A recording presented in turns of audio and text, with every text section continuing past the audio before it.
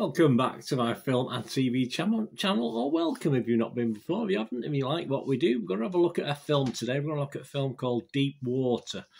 Yes, the 2022 version. There have been other films and TV series called this, but we're looking at a 2022 film with Ben Affleck in it, so that's the one we're looking at today. So if you do enjoy what I try and do, I try and inform and entertain, you can push that subscribe button, push the bell notifications. That'll be great. I do these film reviews, TV drama reviews, information blogs, lots of different things on film and TV.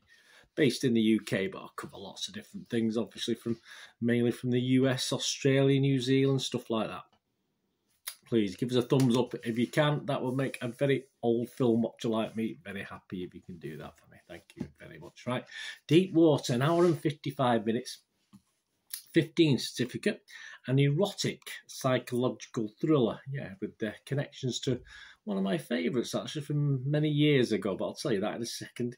Directed by Adrian Lyne, or L-Y-N-E, Lynn, from a screenplay by Zach Helm and Sam Levinson, based on the 1957 novel, going back a little bit, of the same name by Patricia Highsmith. So I wonder how erotic that was back in 1957. Film stars Ben Affleck and Ana de Armas, with Tracy Letts, Lil Rel Howery, Dash Mihok, Finn Wittrock, Kristen Connolly and Jacob Elordi all appearing as well in this one. It marks Lynn's return to filmmaking after a 20-year absence since his last film, Unfaithful. Yes, I did like Unfaithful. That's what I was talking about before.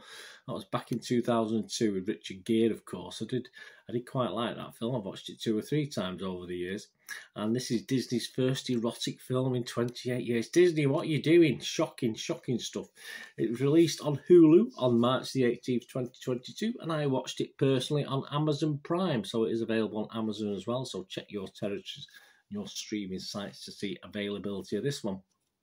What's it about? Well, this takes us inside the marriage of picture-perfect Vic, played by Ben Affleck, and Melinda, played by Ana de Armas Van Allen, to discover the dangerous mind games they play and what happens to the people that get caught up in them. Yeah, they are a couple who are married, but for reasons known only to themselves, but not really made party to this, decide to sort of do their own thing, basically do their own thing. So obviously it's more or less the lady in the marriage doing her own thing and the husband getting a bit miffed about it, but that's the whole point of the film, I suppose, in a way, but a little bit frustrating for everybody, I think, at the end of the day. Is it any good? Let's have a look. What is it any good? Rotten Tomatoes, just 36% positivity, so not great. 162 critics. Average rating of just 5 out of 10. So, all right, not a disaster, but not great. The consensus reads, viewers desperately seeking a new erotic thriller might find Deep Water worth a dip, but it's far from director Adrian Lyne's best work. I can say that again. Metacritic, the other site we'll look at, critic site, assigned the film a score of 52 out of 100 based on 45 critics. So again, very similar to Rotten Tomatoes. 18 positive, 21 mixed and 6 negative. And it scored anywhere between 25 and 91 out of 100. The Guardian's Peter Bradshaw, he just gave it 40. He said, just occasionally Lyne brings... Please forgive me, I think it's Lyne, brings the right kind of flash, brash and trash to this fantastically silly and unbelievable story. It is, but the film plods along in such a disconcerting way. There is no ratcheting up of tension or plausible psychology. I can't disagree with Peter there. So there are some positives though. But as I say, most of the people are giving it sort of average reviews. Internet Movie Database, 5.4 out of 10. So again, very similar, isn't it? Very similar figures to the Rotten Tomato critics and the Metacritics. 7,911 scored it between 6 and 9, so that's not too bad. But 7,131 only scored it between 2 and 5. So just on the basis of that, 53% positivity if I look at the stats. So again, very, very similar. So what about my thoughts? Yes, there is eroticism. And Ana de Armas has to be worth the watch for any red-blooded male, or any red-blooded female who's that way inclined, of course. But really, what is the point? What is the point as a film? Unfaithful was sort of Oscar-winning compared to this, and it just really annoyed me in some parts. I got really annoyed. And as a thrill, it never, the eroticism were there, but as a thrill, it never quite got going for me. You just despair at the characters, their decision making, which makes it not just the main couple, but other people who get dragged into this as well.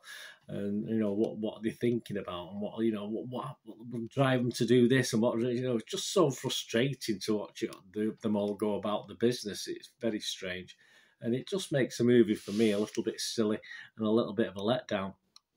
It's one of those that for the first 30, 45 minutes, you think, oh, yeah, it could be interesting. It could take time to develop. I think if I think back to Unfaithful, it took a little bit to get going. But obviously, once it started, it was well worth the watch. But this sort of didn't. It sort of it takes 30, 45 minutes to develop, and then it dawns on you that it's not going to progress that much beyond little snippets of infidelity and eroticism, of course, which keeps, as I said, any normal male or female might be interested in that side of it anyway. But as far as moving the story along, it doesn't actually add to the thriller side of it. And we get a sort of cliffhanger, but it's too little too late. Yeah, this all comes quite late on in the film. And the ending itself is, the last scene, if you like, is extremely annoying. just not as though you've been totally invested in the rest of the film and disappointed by the end, but the end is pretty rubbish. I mean, there is a smidgen of a thriller hidden in here. There definitely is. But there's just too much other stuff going on with the relationship dynamic. Rather than an interesting watch, it just becomes, as I said, all sad and very frustrating. We don't get a lot of background. We can assume things. We know what may have happened and why. We know, obviously, they've agreed to have a sort of open marriage. But obviously, it's all one way. It's all one way. And it just seems a bit pointless. I mean, at the end of the day, why isn't divorce an option? I mean, it's just in this day and age, it is set now. It's not set in 1957 or whatever the book was. So it just makes it all a bit implausible and a bit silly for me. So apart from the stunningly watchable Ana de Armas, and a special mention, of course, also to young Grace Jenkins, who plays the couple's daughter, who's lovely in this as well. She's excellent. And apart from them two and their on-screen presence, they sort of both helped me get through this film. But sadly, watching those two ladies, both young and old, do not a good film make. It just didn't make a good erotic thriller. As you say, it's sort of a lot of ticks in the eroticism column, but as far as the thriller and watchability, no.